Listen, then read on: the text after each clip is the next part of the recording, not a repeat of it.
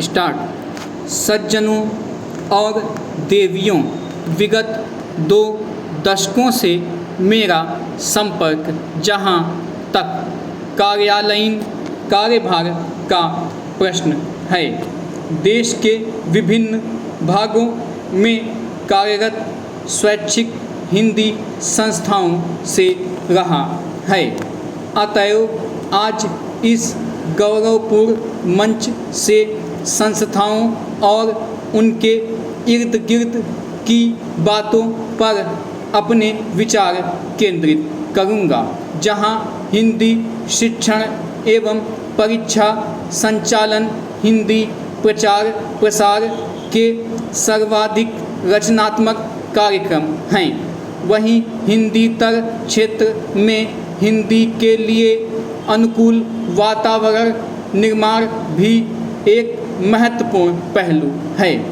आज इन कार्यक्रमों के संचालन सहज सुगम नहीं रह गए, बल्कि चुनौतीपूर्ण हो गए हैं। विद्यार्थियों की योग्यता बढ़ाने के लिए शिक्षा एवं परीक्षा के अतिरिक्त हिंदी वक्तव्य, निबंध, वाद विवाद के साथ साथ नाटक, एकांकी प्रतियोगिताएं आयोजित की जाती हैं।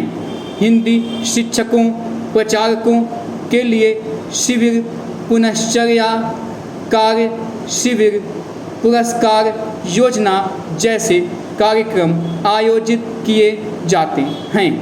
अनुकूल वातावरण निर्माण के लिए जहां इन कार्यक्रमों को अधिक प्रभावी और परिणामी बनाने की आवश्यकता है, वहीं अन्य प्रभावी कार्यक्रमों की परिकल्पना करनी होगी।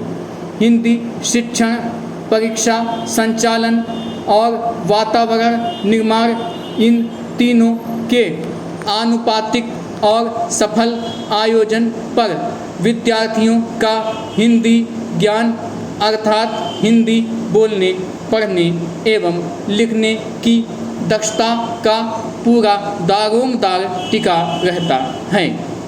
आज जबकि बहुतेरे विद्यार्थी शिक्षक बनने की राह में प्रशिक्षण प्राप्त कर रहे हैं, तो हिंदी शिक्षक की योग्यता एवं दक्षता ऐसे ध्यान देने का विषय है, जो राज्य के इतने सारे हिंदी सीखने वाले विद्यार्थियों के स्तर के लिए निर्णायक पहलू है।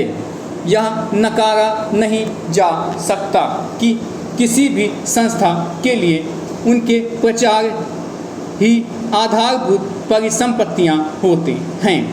प्रचारकों के सत्प्रयास एवं सुकार्य से संस्था की जड़ें मजबूत होती हैं। वास्तव में हिंदी की प्रचार योजनाओं का सफल कार्यान्वयन सभी संबंधित पक्षों के प्रयास के समन्वय से ही संभव है।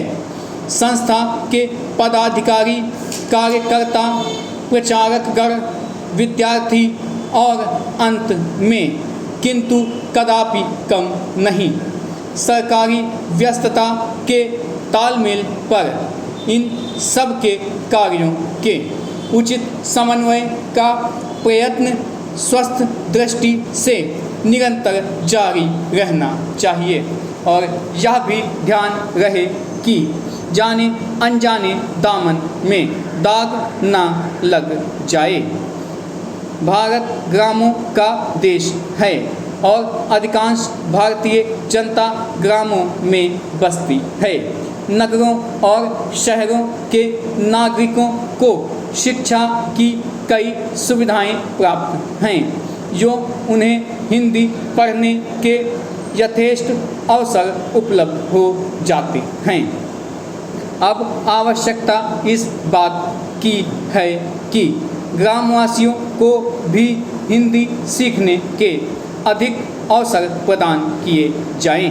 हिंदी राष्ट्रीय अस्मिता, राष्ट्रीय पहचान राष्ट्रीय गौरव की भाषा है।